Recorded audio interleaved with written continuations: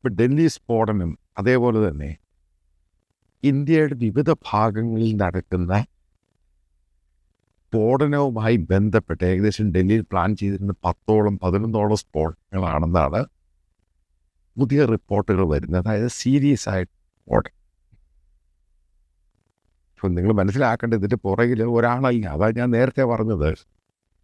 ഇത് ഒരാളെ കൊണ്ടോ 2 ആളെ കൊണ്ട് സാധിക്കുന്ന സംഭവമല്ല. മാസികമായിട്ട് വലിയ രീതിയിൽ പ്ലാൻ ചെയ്യുന്നു. ഇന്ത്യയെ നശിപ്പിക്കാൻ ശ്രമിക്കുന്ന, പ്രത്യേകിച്ച് ക്യാപിറ്റൽ സിറ്റിയെ. അതായത് ഗ്ലോബലായിട്ട് കാശ്മീർ ഇഷ്യൂവിനേക്കാൾ ഉപരി ഇന്ത്യക്കെതിരെ ടാർഗറ്റ് ചെയ്യുന്നു. അതിൻ്റെ പേരിലാണ് നേരത്തെ ഇന്ത്യൻ പ്രധാനമന്ത്രി പറഞ്ഞത് ആക്ട് ഓഫ് വാർ ആയിരിക്കും പഹൽഗാമിന് ശേഷം ഇന്ത്യ എടുക്കുന്ന തീരുമാനം. അതുകൊണ്ടാണ് ഓപ്പറേഷൻ അഗേൻസ്റ്റ് ഈ ടെറർ അത് നിന്നിട്ടില്ല എന്ന് പറഞ്ഞു. അതിനെപ്പറ്റി ഗവൺമെൻറ് ഫർദറായിട്ട് ഡിസ്കസ് ചെയ്ത് തീരുമാനിക്കട്ടെ, അതവിടെ നിൽക്കട്ടെ. അത് ഉചിതമായ തീരുമാനം ജനാധിപത്യ രാജ്യത്തിൽ ഭരണം നിർവഹിക്കുന്നവർ ചെയ്യും എന്നുള്ള കാര്യത്തിലും സംശയമില്ല.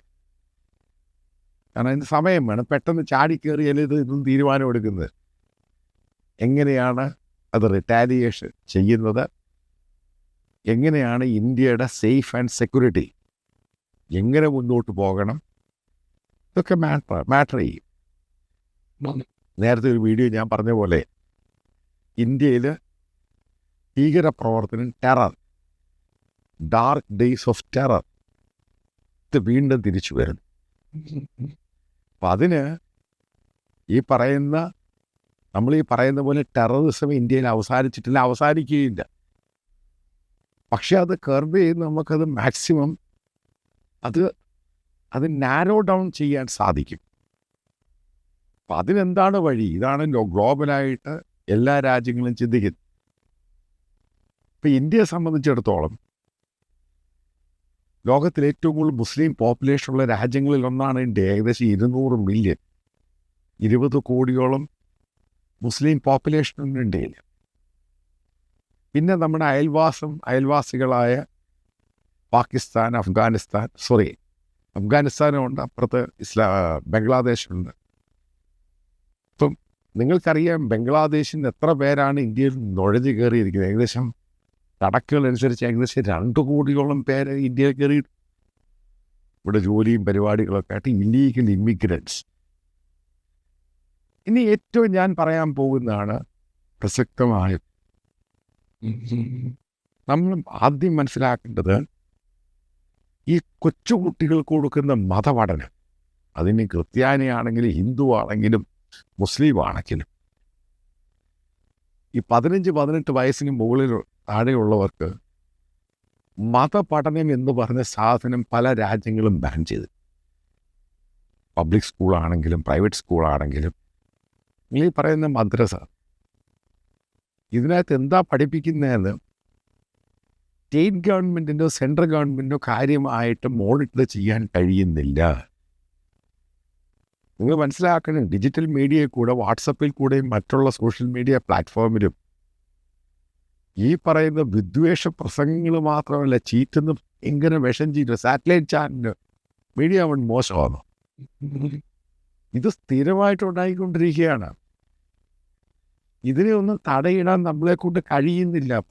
കാരണം ഇന്ത്യയുടെ ജനാധിപത്യപരമായ പല ഇഷ്യൂസുണ്ട്. ഇഷ്യൂ അല്ല, അത് ജനാധിപത്യത്തിലുള്ളതാണ്. പക്ഷേ ടെററിസം, ബഡ്ഡിംഗ് ടെറർ ഫാക്ടറി, ഇത് ഇന്ത്യക്ക് ശാപം തന്നെയാണ്. കൊച്ചുകുട്ടികൾക്ക് ഈ പറയുന്ന മതവും കൂടി കുത്തിവെച്ച് കഴിഞ്ഞാൽ അടുത്തുള്ളവൻ, അവൻ്റെ സുഹൃത്താണെങ്കിലും അവൻ്റെ അയൽവാസിയാണെങ്കിലും ആ മതത്തിൽ വിശ്വസിക്കാത്തവർ, കാഫിർ എന്ന് പറയുന്ന സാധനം തന്നെ, അത് ഇന്ത്യയിൽ നിന്നും അത് ഗവൺമെൻറ് തീരുമാനമെടുത്ത് മാറ്റണം. അനുവദനീയമല്ല. അതേപോലെ ഇസ്ലാമിക രാജ്യമാണ് ഞങ്ങളുടെ അജണ്ട എന്ന് പറയുന്ന കൂട്ടർ. ഇതൊക്കെ നമ്മൾ പെട്ടെന്നൊരു ദിവസം ചാടിക്കേറി 4 ബോംബിട്ടുകൊണ്ട് തീരുന്ന കാര്യമൊന്നുമല്ല. ഇത് വെൽ സ്റ്റഡി ചെയ്ത്, വെൽ റിസർച്ച് ചെയ്ത് ഇതിനെ എങ്ങനെ നാരോ ഡൗൺ ചെയ്തു കൊണ്ടുവരണം. ഇതാണ് ഗവൺമെൻറ് ശ്രദ്ധിക്കേണ്ടത്. അതിനെ സപ്പോർട്ട് ചെയ്യുന്ന പൊളിറ്റിക്കൽ പാർട്ടീസ് അവരെ എങ്ങനെയാണ് കൈകാര്യം ചെയ്യേണ്ടത്? അതും വലിയൊരു ഘടകം തന്നെയാണ്. ഇന്ത്യയിലെ പ്രധാനപ്പെട്ട പല പൊളിറ്റിക്കൽ പാർട്ടീസും വോട്ട് ബാങ്കിൻ്റെ രാഷ്ട്രീയം കളിക്കുന്നുണ്ട്. അത് എല്ലാവർക്കും അറിയാവുന്ന സത്യമാണ്. ഇതിനകത്തുനിന്ന് എങ്ങനെയാണ് ഈ പൊളിറ്റിക്കൽ പാർട്ടിയോട് പറഞ്ഞിട്ട്, അല്ലെങ്കിൽ ഈ പഠനവുമായി ബന്ധപ്പെട്ട് സ്വന്തം സുഹൃത്തിനെയും സ്വന്തം അയൽവാസിയെയും ഇവരെയൊക്കെ ശത്രുവായിട്ട് പഠിപ്പിക്കുന്ന മതപഠനം, ഇത് ഏതാണെങ്കിലും ഞാൻ ഇന്നതൊന്നും പറയുന്നൊന്നുമില്ല, അത് നിർത്തേണ്ട സമയം കൂടിയിരിക്കും. അതാണ് ഇന്തോനേഷ്യ ചെയ്തത്. ഇന്തോനേഷ്യ ഇസ്ലാമിക രാജ്യമാണ്. എന്തുകൊണ്ടാണ് ചെയ്തത്? കാരണം അവർക്കിത് മതിയായി. എന്തുകൊണ്ടാണ് പല അറബ് രാജ്യങ്ങൾ, സൗദി അറേബ്യ ആണെങ്കിലും UAE ആണെങ്കിലും മറ്റു പല രാജ്യങ്ങളും, മൊറോക്കോ, ഈജിപ്റ്റ്, ഇവിടൊക്കെ എന്തുകൊണ്ടാണ് സലഫിസം, വഹാബിസം ബാൻ ചെയ്യുന്നത്? ഇന്ത്യയിൽ ഇന്നത് ബാൻ ചെയ്തിട്ടില്ല. ഈ സലഫിസം വഹാബിസം ഇന്ത്യയിൽ ഒഴുകുകയാണ്. ഞാൻ എത്രയോ എടുത്ത് കേരളത്തിൽ പോയ സമയത്ത് വഹാബിസം സലഫിസം പ്രസംഗങ്ങൾ പബ്ലിക് റോഡിൽ നിന്ന് കേട്ടിട്ട് അതിനകത്ത് എന്തുവാണ് കുത്തിവെക്കുന്നത്?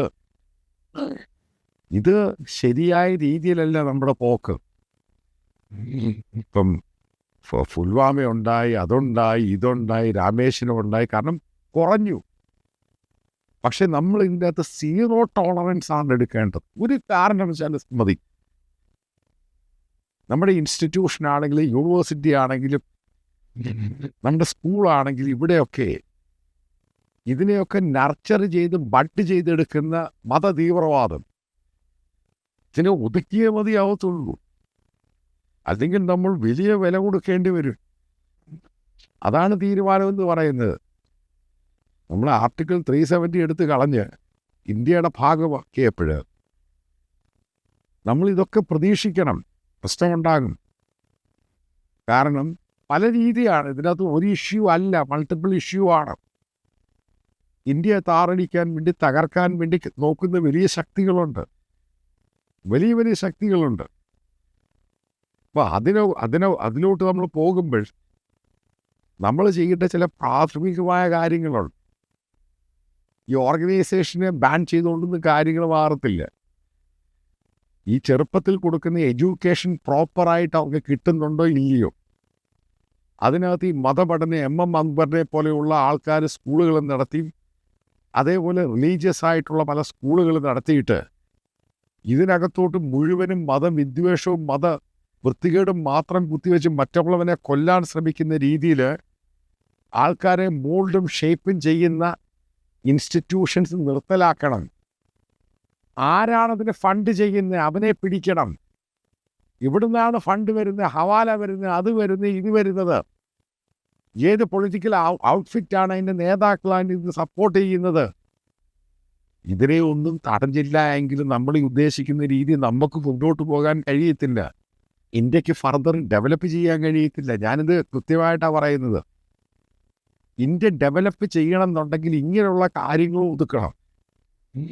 അല്ലെങ്കിൽ ഫർദർ, കാരണം ആൾക്കാർക്ക് ഭയം ഉണ്ടാവരുത്. പുറത്തുനിന്നൊരാൾ ഇൻവെസ്റ്റ് ചെയ്യാൻ വരുമ്പോഴും അവൻ്റെ സ്വത്തിനും അവൻ്റെ ജീവനും അവൻ്റെ സ്വന്തക്കാർക്കും അവൻ്റെ ബന്ധക്കാർക്കും അവൻ്റെ സുഹൃത്തുക്കൾക്കും ഭയമില്ലാതെ പോകണം. ഇതിനാണ് ഗവൺമെൻറ് മുൻകൂട്ടി ഏറ്റവും കൂടുതൽ ഇൻറ്റേർണൽ സെക്യൂരിറ്റിക്കകത്ത് നമ്മൾ ഏറ്റവും മുൻകൂട്ടി കാണേണ്ടത്. ഇത് ഇൻ്റലിജൻസ് ഫെയിലിയറാണ്, സംശയമില്ലാത്ത കാര്യം.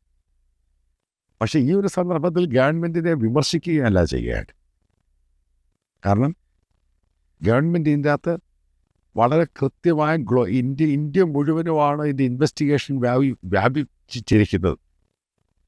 കാരണം ഡൽഹി മാത്രമല്ല ഇത് ഉണ്ടാകാൻ പോകുന്നത്, മറ്റു പല സിറ്റികളിലും ഉണ്ടാകാം.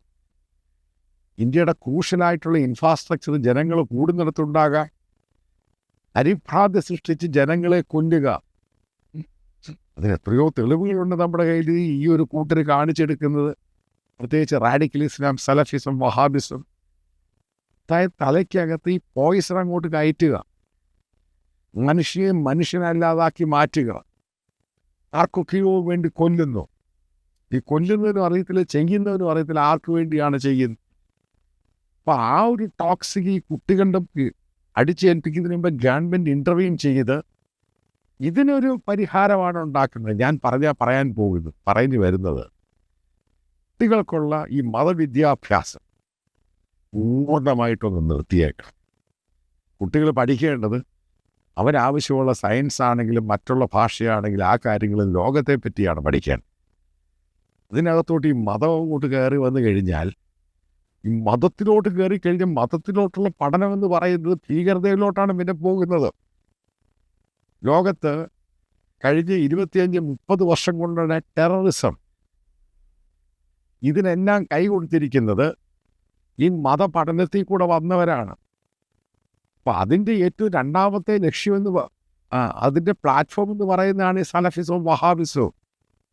അവർ ഈ അറേബ്യൻ രാജ്യങ്ങൾ, ഇസ്ലാമിക രാജ്യങ്ങളും അതിന് വേണ്ടാന്ന് വെക്കുമ്പോൾ എന്തുകൊണ്ട് ഗവൺമെൻറ് ഓഫ് ഇന്ത്യ അത് വേണ്ടാന്ന് വെക്കുന്നില്ല? അതേപോലെ ഈ ഹമാസ് എന്ന് പറഞ്ഞ സംഘടന എന്തുകൊണ്ട് ഇവിടെ ബാൻ ചെയ്യുന്നില്ല? പല ടെറർ ഔട്ട്ഫിറ്റിനെ ഇന്നും നമ്മൾ ബാൻ ചെയ്തിട്ടില്ല. ഇതിനെ ബാൻ ചെയ്തേ മതിയാവത്തുള്ളൂ. കാരണം ഇൻ്റർനാഷണൽ ആയിട്ടുള്ള സംഭവം ഇത് പല രീതിയിൽ പല മോഡ്യൂൾസായിട്ട് പാകിസ്ഥാനിൽ കൂടെ, ബംഗ്ലാദേശിൽ കൂടെ, മറ്റു പല രാജ്യങ്ങളിൽ കൂടെ ഇന്ത്യയിലേക്കൂടെ കയറി വരാം, ഇൻക്ലൂഡിങ് നേപ്പാളിൽ കൂടെ. ഇതെല്ലാം ബോർഡറാണ്. നമ്മൾ ഞാൻ ഈ കൺക്ലൂഡ് ചെയ്ത പാർട്ടെന്ന് പറയുന്നത് ടെററിസത്തെ നർച്ചർ ചെയ്യുന്ന ഫാക്ടറികൾ, പ്രത്യേകിച്ച് മതപഠന ക്ലാസ്സുകൾ, അത് എന്നാണ് നിർത്തലാക്കുന്നത് അതിനെപ്പറ്റി ഗവൺമെൻറ് ചിന്തിക്കേണ്ടിയിരിക്കും. ഒരു പെട്ടെന്നൊരു ആക്ഷൻ എടുത്ത് ഒരു ദിവസം കൊണ്ട് ടെററിസം നിർത്താമെന്ന് ഉദ്ദേശിക്കുന്നത് തെറ്റാണ്. അങ്ങനെയാണെങ്കിൽ ഇത്രയും വലിയ സൈനിക ശക്തിയായ, അതായത് ഏഷ്യയിൽ ടെക്നോളജി ആണെങ്കിലും വെപ്പൺസ് ആണെങ്കിലും ഇസ്രായേലിനെ കൊണ്ട് പറ്റിയിട്ടില്ല. ഇന്നും ഈ പറയുന്ന ഈ ഹമാസിനെ ഒതുക്കാനും മറ്റുള്ളവരൊന്നും പൂർണ്ണമായിട്ട് ഒതുക്കാൻ കഴിഞ്ഞിട്ടൊന്നുമില്ല. അവരിത് ഫേസ് ചെയ്യുകയാണ്. അപ്പം അതിൻ്റെ ഭാഗമായിട്ട് തന്നെയാണ് അവരും പല ആക്ഷൻ എടുത്തിരിക്കുന്നത്. ലോങ് ടൈം പോളിസിയാണ് ഇതിൻ്റെ ആവശ്യം, ഷോർട്ട് ടൈം അല്ല. ഷോർട്ട് ടൈമിൽ നമുക്ക് കിട്ടുന്ന റിലീഫ് മാത്രമാണ്. ലോങ് ടൈമാണ് കൊടുക്കേണ്ടത് ഇന്ത്യ എന്ന രാജ്യം മുന്നോട്ട് പോകാൻ. ഇതേപോലെയുള്ള മതപ്രഭാഷകന്മാർ പള്ളികളിൽ എന്താണ് പ്രസംഗിക്കേണ്ടത്, പുറത്ത് ഡിജിറ്റൽ മീഡിയയിൽ അവർ കൊടുക്കുന്ന ഓരോ സംഭവങ്ങൾ, അവർ കൊടുക്കുന്ന ഡയലോഗ്, ഇതിനെയൊക്കെ മോണിറ്റർ ചെയ്തേ മതിയാവത്തുള്ളൂ. കാരണം പുതിയ പ്ലാറ്റ്ഫോമും ടെക്നോളജി ഉപയോഗിച്ചിട്ടാണ് ഇതിനെ വൈഡ് സ്പ്രെഡ് ചെയ്യുന്നത്.